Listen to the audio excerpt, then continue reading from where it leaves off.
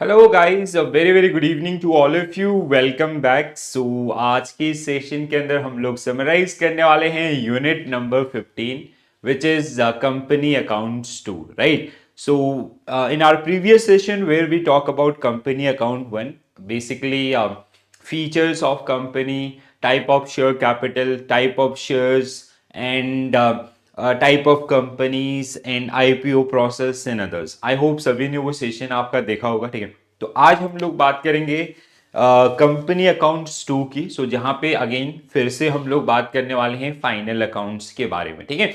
So, if you talk about the course content for this particular unit, so it include form of balance sheet, impact of Indian accounting standards on financial statements and the basic introduction, ठीक है?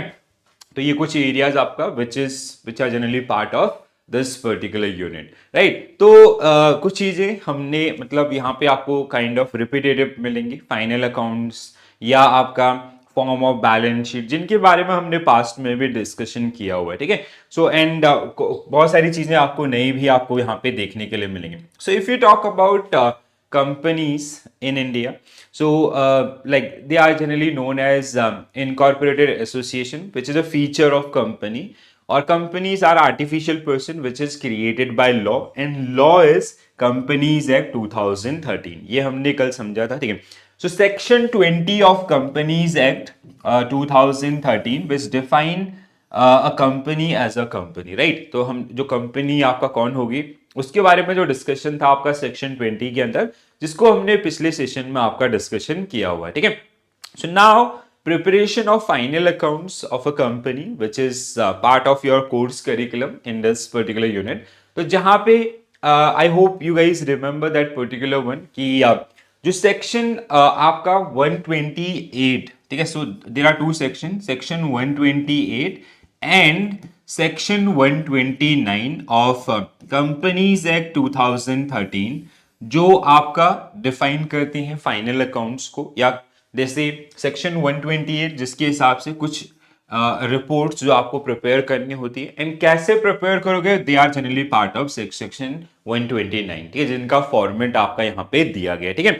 So apart from that banking company के किस में आते हैं? Section 29 of banking regulation act 1949, RBI के द्वारा special format आपका दिया गया in term of form A proforma balance sheet, form B proforma profit and loss account, ठीक है? अब यहाँ पे अगर हम लोग बात करते हैं जिसमें तीन major accounts, profit and loss account, then we have which is income statement, another one is your balance sheet which is known as position statement, asset equal to liabilities, then third one is cash flow statements, ठीक? Cash flow statements को हम detail में पढ़ेंगे अपने अगले unit के अंदर, because unit number 16 is all about cash flow and fund flow statement, ठीक है?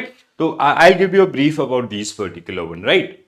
So a limited company is compulsorily to prepare the profit and loss account and balance sheet every year, ठीक है? And year जो हम लोग आपका accounting year है, that is similar to your financial year, 1st April to 31st March.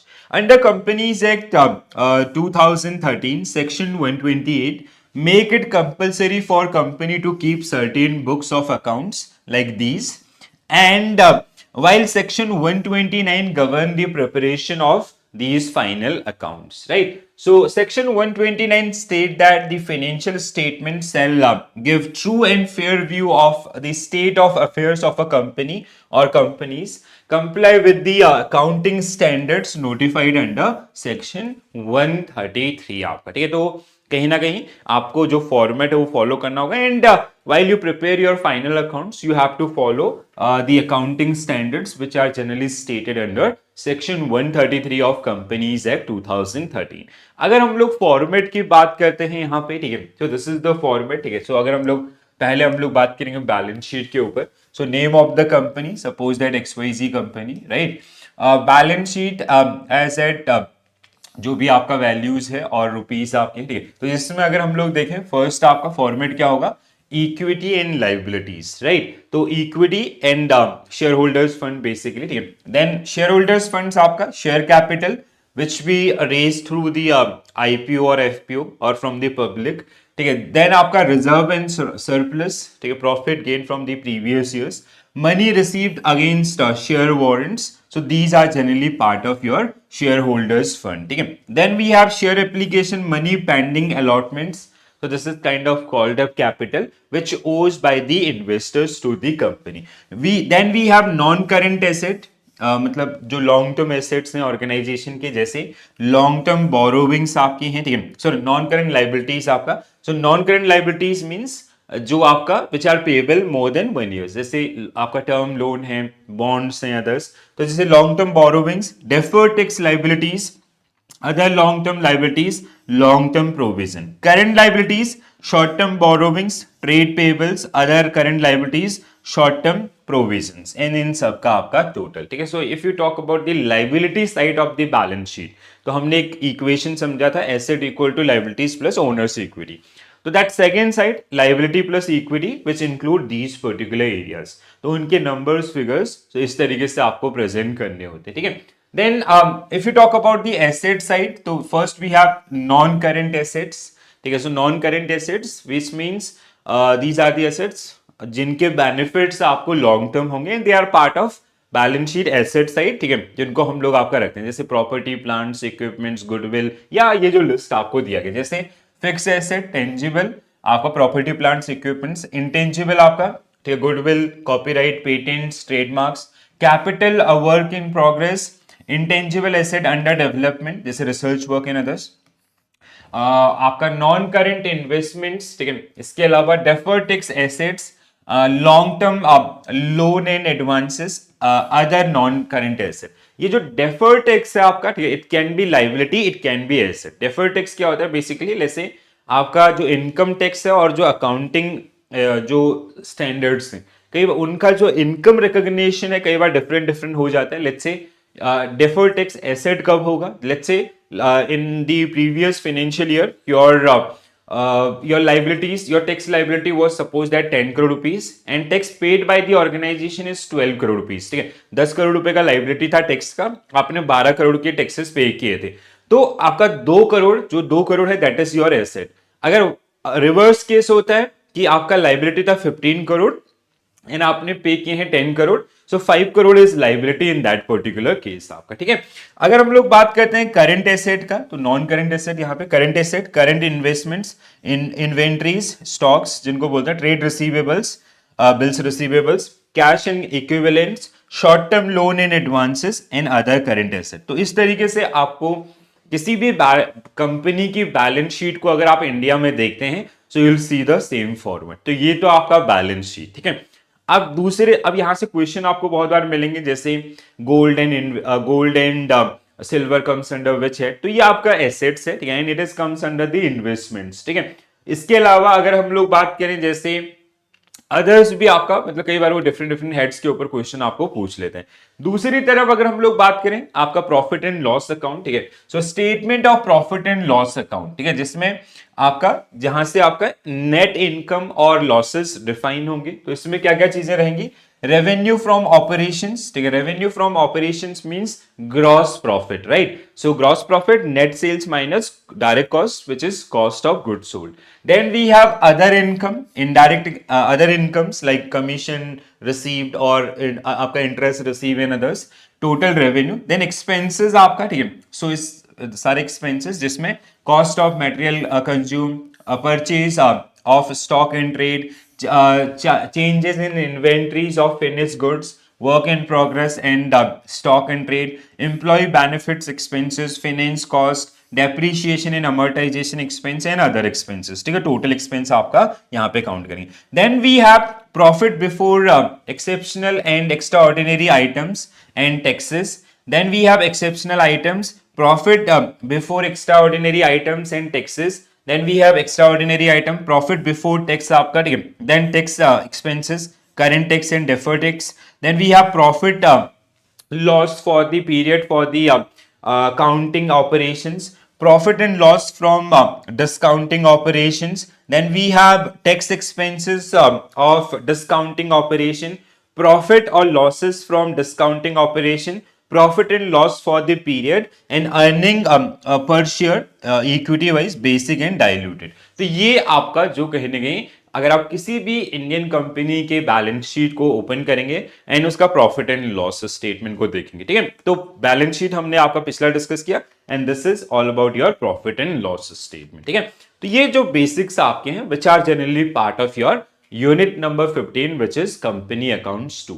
अब यहां पे impact of Indian accounting standards on financial statement, तो इंडियन अकाउंटिंग स्टैंडर्ड्स के हिसाब से, so Indian accounting standard 1 is about the presentation of financial statement. Indian accounting standard 1 list following complete set of statement, ठीक है। जैसे accounting standard 1 is also about the presentation of the final account, same as Indian accounting standard जो भी again आपका किसके ऊपर बात कर रहा है, प्रेजेंटेशन ऑफ फाइनेंशियल स्टेटमेंट, जहां पे कुछ चीजें जैसे a balance sheet as at the end of period 31st मार्च के हिसाब से आपको बैलेंस शीट बनाना होगा। a statement of profit and loss accounts you have to prepare, ठीक है। So you have to prepare position statement, as per this you have to prepare your profit and loss account, statement change in equity for the period, अगर equity के अंदर कोई changes हुआ है so you have to present it, ठीक है, उसको भी रिपोर्ट करना होगा। Cash flow statement for the period, ठीक है, जिनको आपको बनाना होगा, ठीक है। Notes comprising a summary of significant accounting policies and other explanatory information, note to accounts इनको हम लोग बोलते हैं, ठीक है। सो जो आपका balance sheet profit and loss, उसके बाद हम लोग नोट टू अकाउंट्स, अगर किसी के बारे में भी कोई भी इंफॉर्मेशन आपका पास आउट करनी है, so that will be through this particular one, ठीक है। Comprehensive information in respect of previous accounting period and a balance sheet as at the beginning of the preceding period when an entity apply an accounting policy retrospectively means previous years में अगर आपका कोई भी changes हैं, जैसे आपका deferred tax liabilities या others, कोई भी others changes हैं आपका valuations के अंदर या investments के अंदर, वो तो ये सारी चीजें आपका these are like companies in India they have to prepare their final accounts। तो आपका अगर हम लोग बात करें आपका अकाउंटिंग स्टैंडर्ड 1 और इंडियन अकाउंटिंग स्टैंडर्ड 1, तो वहां पे इंडियन अकाउंटिंग स्टैंडर्ड 1 के हिसाब से you have to prepare these particular statements या you have to disclose these particular statement to all these stakeholders so they have a clarity about your organisation, ठीक है। तो ये थोड़ा सा इंपॉर्टेंट पार्ट है जिसको आपको ध्यान रखना है। तो आप पास्ट में हम लोगों ने बात किया हुआ इसके ऊपर, ठीक है। I just quickly summarize this, final accounts, trading account, profit and loss account and balance sheet, ठीक है। तो जिसमें हमने एक चीज समझा था, अगर आप लोगों को याद होगा, सो trading accounts which shows gross profit और लॉसेस, ठीक है, ग्रॉस प्रॉफिट और लॉस, ठीक है। And profit and loss account which represent net profit और loss of the firm, and balance sheet is a position statement, position of assets and asset equal to liabilities plus owners equity, this is the equation, right। तो जिसमें आपका income statement gross and आपका profit and loss net profit, position statement means your assets and liabilities, ठीक है, इनका पूरा disclosures जो आपको देखने के लिए मिलेगा। तो ये चीजें हम लोग अपने पिछले जस्ट प्रीवियस टू प्रीवियस आपका एक प्रिपरेशन ऑफ फाइनल अकाउंट्स आपका था, ठीक है। सेम चीजें हम लोगों वहां पे डिस्कस किए। जब आप इस यूनिट को कहीं ना कहीं पढ़ेंगे तो वहां पे वो आपका बेसिक्स में है, ठीक है। Preparation of final accounts complete आपका एक शॉर्ट फॉर्मेट काइंड ऑफ दिया गया है, ठीक है, kind of summary of unit number 15। यहाँ पे ये थोड़ा आपको डिटेल में जहां पे एंट्रीज या अदर्स जो आपको देखने के लिए मिलेंगे, ठीक है। जैसे ट्रेडिंग अकाउंट्स हमने पढ़ा था, how we calculate trading account, trading gross profit, this is the formula, ठीक है। So net sales minus cost of goods sold, net sales is sales minus sales return, cost of goods sold equal to direct cost. So it is, कैसे निकालते हैं आपका इसको, it is like opening stock plus purchase minus closing stock. इसके ऊपर मैंने बहुत सारे एरियाज भी आपको सॉल्व कराए थे। Then we have profit and loss account, ये आपका नेट प्रॉफिट बताता है, ठीक है। And net profit equal to क्या होता है, ग्रॉस प्रॉफिट, ठीक है, आपका ऑपरेशनल रेवेन्यू जिसको हम लोग बोलते हैं, ठीक है, प्लस अदर इनकम, इसका मैंने पूरा फॉर्मेट आपको दिखाया था, माइनस योर इनडायरेक्ट एक्सपेंसेस, ठीक है, इनडायरेक्ट एक्सपेंसेस। तो ये आपका फॉर्मूला जो इसके लिए रहता है, ठीक है। तो जिसमें अगर हम लोग बात करें क्रेडिट साइड में क्या आएगा, आपका gross profit from the trading accounts and then आपका अदर इनकम, उनका टोटल। डेबिट साइड में आपका जितने भी इनडायरेक्ट एक्सपेंसेस हैं लाइक दिस, ठीक है, ये सारे आपके इनडायरेक्ट एक्सपेंसेस हैं जो आपको डेबिट साइड में देखने के लिए मिलेंगे। अगर ग्रॉस लॉस है आपका ट्रेडिंग अकाउंट के अंदर, that will also come to this one, ठीक है। तो ये आपका complete format, I hope you guys remember this one, ठीक है। सो जैसे आपका this is your debit side, ठीक है, ये this is your debit balances and this is your credit balances, ठीक है। तो यहाँ पे gross profit brought down from your trading accounts, bank interest receive, discount receive, commission receive, then this side all the expenses, ठीक है। Then आपका जो difference है, सपोज दैट दिस इज इन सबका total is suppose that 10 crore and इन सबका total is suppose that 5 crore, ठीक है। सो हमारा जो नेट प्रॉफिट है during this period that is 5 crore, तो 5 crore will be your net profit. So अब इसके बाद हम लोग क्या बनाते हैं, profit and loss appropriation accounts, where will divide this particular money among share holders in term of dividends और इंटरेस्ट ऑन रिस्क कैपिटल, ये सब, and remaining amount we will pass on to balance sheet, ठीक है। तो वो जो बचा हुआ अमाउंट है वो हम लोग कहां ले जाएंगे, आपका बैलेंस शीट के अंदर। So balance sheet is basically it is a position statement and the equation is asset equal to liabilities plus owners equity. ये हम लोग काफी डिटेल में पिछले बहुत सारे सेशंस में मैंने आपको ये कराए हैं। अगर आप लोग, इसीलिए मैं आपको बोलता हूं फॉलो दैट सीक्वेंस, अगर आप सीक्वेंस को फॉलो करेंगे तो आपके लिए बाउंसर्स नहीं होंगे, ठीक है। सो जब भी आपको टाइम मिले, मतलब वन बाय वन आपका चाहिए, अकाउंट्स फाइनेंस तभी समझ में आएगा। If you skip one part ना, तो अगले उसमें थोड़ा सा डिफिकल्टी आएगी, ठीक है। So presentation of balance sheet, जहां पे आपका इंडियन अकाउंटिंग स्टैंडर्ड 1, ठीक है। So prescribe Indian accounting standard 1 prescribe the balance sheet shall include line items present the following. तो अगर आप बैलेंस शीट प्रिपेयर कर रहे हो, सो आपको इंडियन अकाउंटिंग स्टैंडर्ड 1 फॉलो करना होगा। एंड जहां पे ये चीजें जैसे प्रॉपर्टी प्लांट्स इक्विपमेंट्स, मतलब नॉन करेंट एसेट से आपका ये स्टार्ट होगा, ठीक है। Then investment properties, then intangible asset, financial asset, investment accounted for using equity method, biological assets जैसे आपका plants, आपका animal and others, ठीक है। So as per आपका Indian Accounting Standard 41 Agriculture, inventories आपका trade and other receivables, cash and cash equivalents, the total asset classified held for sale, and asset included for included in disposal group classified for sale with Indian Accounting Standard 105, ठीक है।